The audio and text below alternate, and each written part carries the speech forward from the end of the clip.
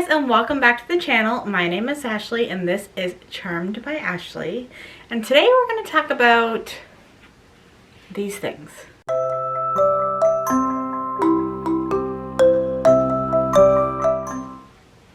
What are these things? Have you seen these in the sewing shop and you're like, what on earth are these used for? Now, these are actually aids for ironing. They're gonna help you to iron your clothing. Now, you can use this if you're a tailor, if you sew clothing, or if you just have some beautiful fine clothing and you like to precisely iron in your spare time, which no judgment, because I know that ironing isn't big, but I do iron every day.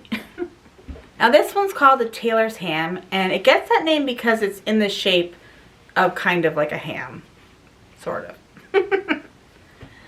This one is a seam roll.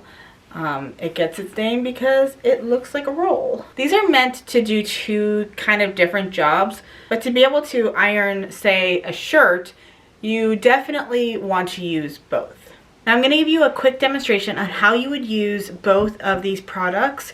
One, you can definitely use them as you're sewing. So if you're creating seams on curves, then you can definitely use these to help you press those curves. But I'm going to show you how you use them when you're pressing a shirt. If you are interested in getting any of these products, I would definitely buy them both together because it's sort of like a set, but I'll have links for those down in the description box.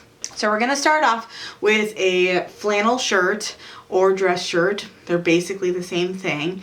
And the way we're going to use this on a tailor's ham is let's say we have a pleat, okay? So we have a pleat on our shirt. If we were to iron this, it would give us a crease, and the crease would continue down. So if you want to iron the pleat, but you don't want the creases to continue down, you can lay it over the tailor's ham, and then you can kind of stretch out the pleat, and then you're able to iron it all the way up as far as you can. And you can use the large flat part.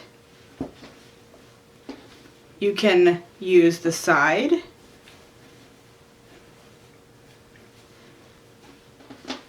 You can use the top.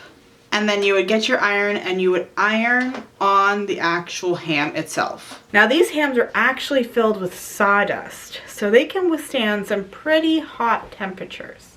And it also helps to make it a little bit heavier, which means that it's not just gonna fly all over the place. So I've seen people make these themselves, but you really want to have a hard kind of dense material on the inside to be able to withstand the heat and to create pressure when you're actually ironing. If it's too soft, as you're ironing, it's just going to push in. You know, you want to be able to have that counter pressure as you're ironing. Now, of course, there's so many other ways to use the tailor's ham. If there's princess seams in a bust, there's darts, there's pleats, there's gathers, there's so many different ways to be able to use the tailor's ham.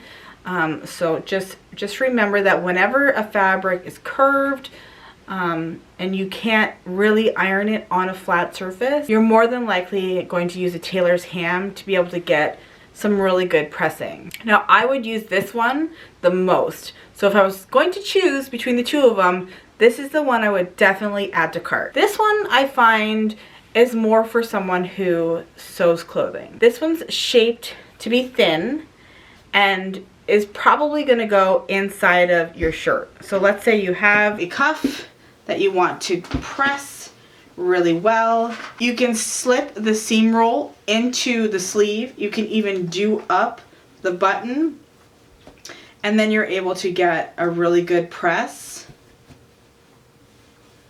Be able to press that tower placket. This is called a tower placket.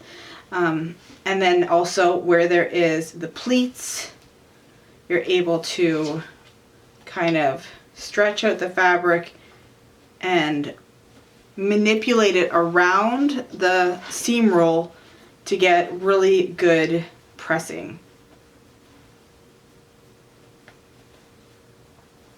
I also would use this when I am making something where I have to flatten my seams and I want to get a really good crisp seam line.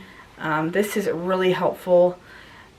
Again, I don't think it's 100% necessity, but it definitely goes as a pair and you have to get them in matching. I got this one at a thrift store. It's significantly older than this one. I should have took both, but I didn't. But they're not matching, but that's okay. So I hope that you learned a little bit about these pressing aids. And again, if you want to give them a try, the links will be in the description box. But definitely something to have handy if you are getting into garment making. So thank you so much for watching, and I will see you guys in my next video. Bye guys!